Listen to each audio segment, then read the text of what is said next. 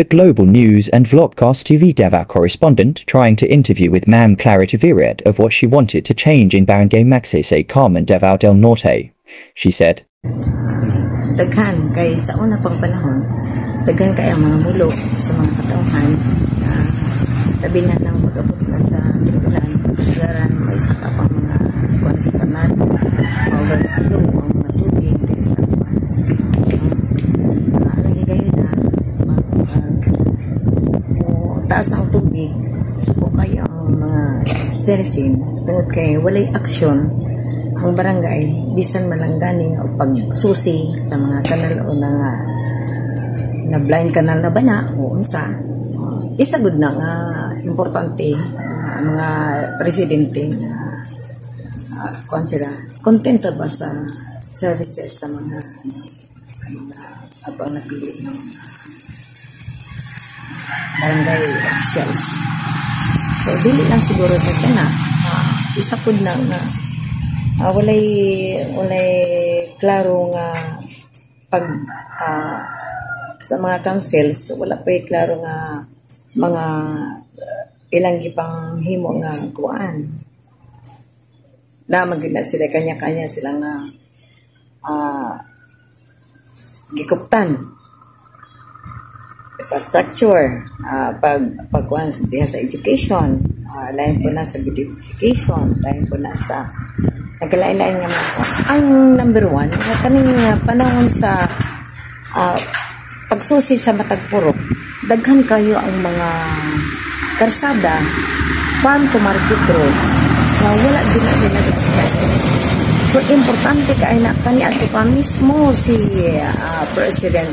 informer President C. Digong, daan na siya nag-ingon na farm to market road, kinahanglan i-conjure na siya kasi kason ayuhon.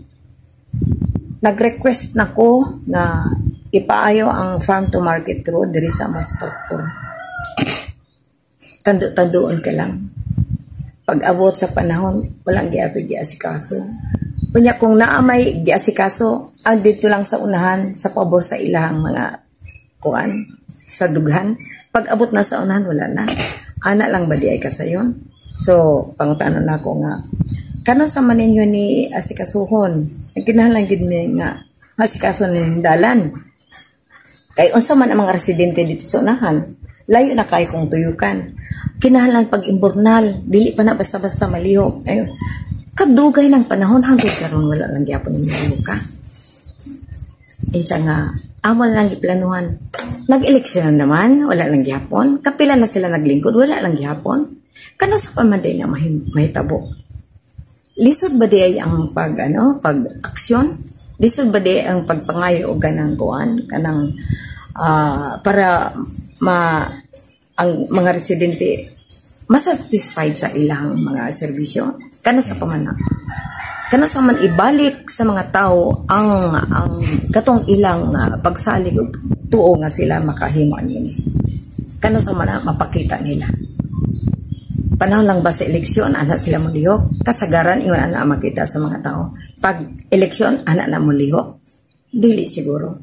Kinahalan kung magpapili ka, ibutan na kita sa mga nauna na. Pag lingkod pa lang ni mudaan, anak kayo mga plano. Para asa.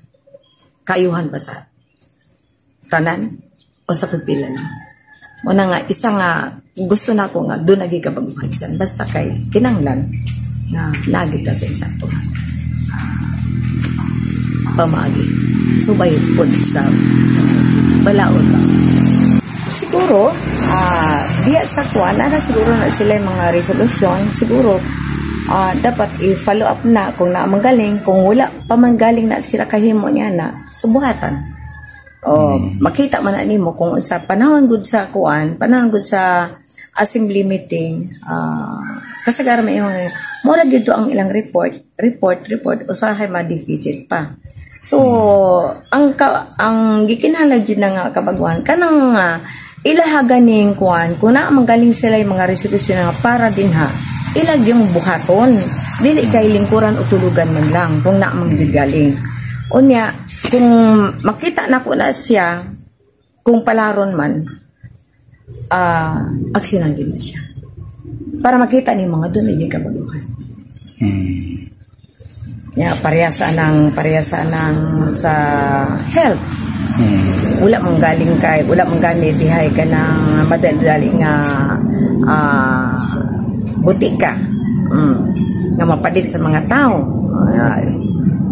Dali wala mang galing permanente nga nurse o na mang galing doktor. Ana dapat na agin siya kuan bisan once a month lang nay doktor nga mo ana diha.